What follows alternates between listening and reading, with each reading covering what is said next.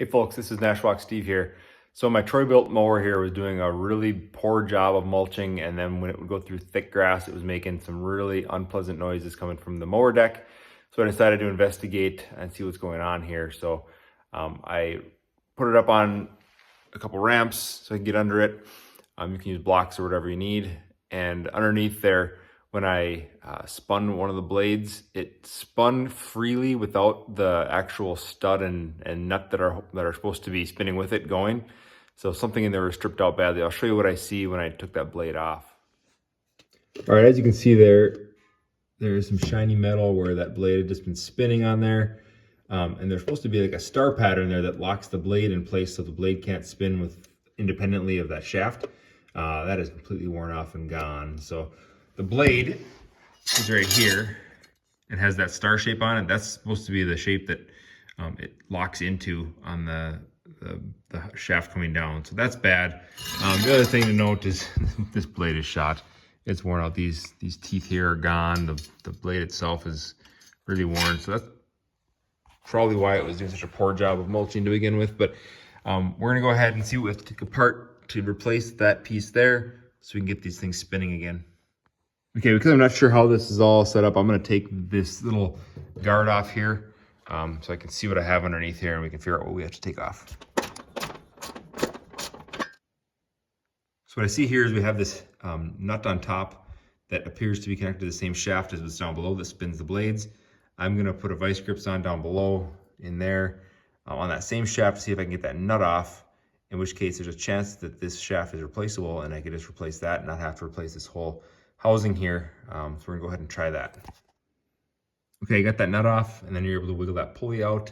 Keep in mind there's a little bracket there with like a belt keeper on it. Wiggle it around that, and then once that comes out, there's just a little spacer there, and then it's free floating here. That comes off, and then this shaft appears to just want to drop out on itself by gravity, so that's awesome. Go ahead and I guess we'll push that through.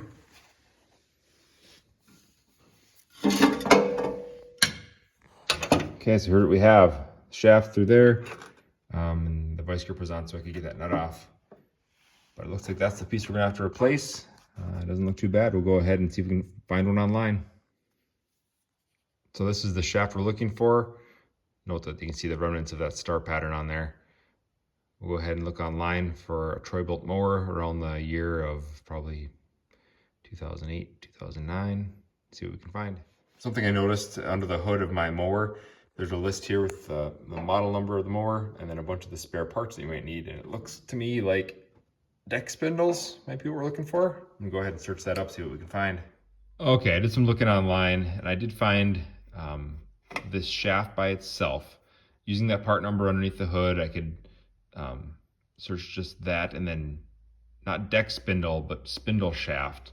And I'd find this. However, it was only usually like $10 to $15 cheaper than the whole cotton pick and assembly. So I'm just gonna go ahead and order 2 of the full assembly, including the pulley, for like 50 bucks for the pair. Okay, I just got both of the spindles out on each side. A couple of tips while you're doing it. To loosen everything up, you wanna start up with the mower deck all the way up in the 5 position. Get everything loosened up, get the blade off, and then once the spindle is loose in there, you gotta take the pulley off. And then it also helps to release this brake mechanism, which is on the other side too, that kind of a pulley guard or pulley guide that's there. So I had to engage the mower blades, which released that so I could get the pulley off better. And then I dropped the deck all the way down as well. Then I was able to slide that spindle right off from under there. So. All right, here are the new parts I got from Amazon. This was a pair of these deck spindles, not very expensive, actually really nice when I looked at them out of the box. They come with a grease zerk, and I'm gonna point this out. I thought, great, it has a grease zerk so I can grease it in the future if I need to. I think that means that there's no grease in this at all when it came, because I pumped a lot of grease into both of these thinking, wow, when's it gonna actually start coming out or giving me some resistance? And I ended up running out of grease. So there's a lot I put in each one, but keep that in mind. If you see a grease zerk, grease it up before you install it because it may be bone dry inside. Then I've got a set of 42-inch blades for a mulcher like mine with the 6-point star to match this 6-point star here. So, all right, now we're gonna go ahead and slam these in, see what we get. Okay, first side is done. Went in pretty easily. Just took a lot of turning with the ratchet to get those bolts all the way through. They give you some bolts that are quite a bit longer than you need. One thing to note is if you had your deck up from removing the pulley from before, or sorry, if you had it down from removing the pulley before, you want to put it up all the way you can now so you can get back under it. And give yourself as much room as you can to get those bolts on. Now we'll go do the other side. All right, side number 2 is in, the right-hand side.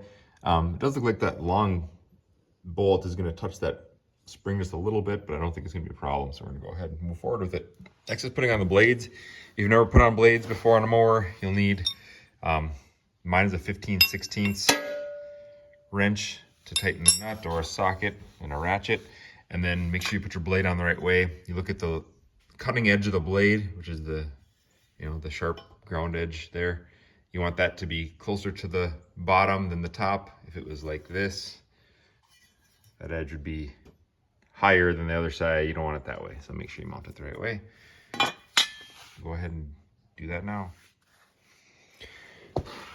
Just another pointer that I do when I'm doing a blade replacement like this. I take a block of wood, like I have right there, and try to wedge it between the blade and the housing, or at least use that to push against the blade when you're tightening up, so you don't have to put your hand on the sharp part of the blade or any of that, just to be safe on your hands. That's what I do. All right, folks, there's a nice shot of the underside. New blades, new spindles. I'm really excited to try this out. This mower has been performing poorly for the past few years, leaving big rows of unmulched material, and I think this might have been the problem the whole time. So we're gonna go ahead and get this thing off the ramps that it's on, fire it up, and see what she does to the lawn. All right, I'm sitting on the mower. We're gonna go ahead, fire it up, and engage these blades for the first time, and hope we don't hear any strange noises. Hopefully it's just a nice purr, and we're gonna go hit the lawn and see what we get. So let's give it a shot.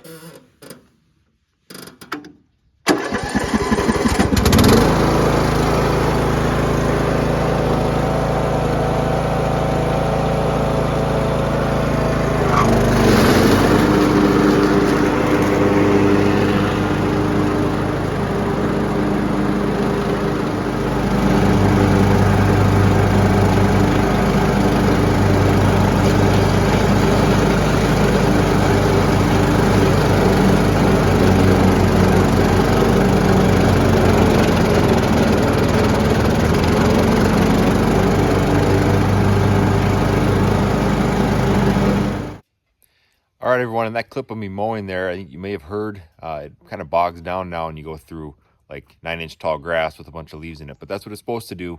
It's actually working the engine, it's working through mulching all that extra material up, so these blades are doing their job, the new spindles are working, everything looks good. So I think we got this fixed. Hope this helps you if you have a similar project ahead of you. Thanks for watching.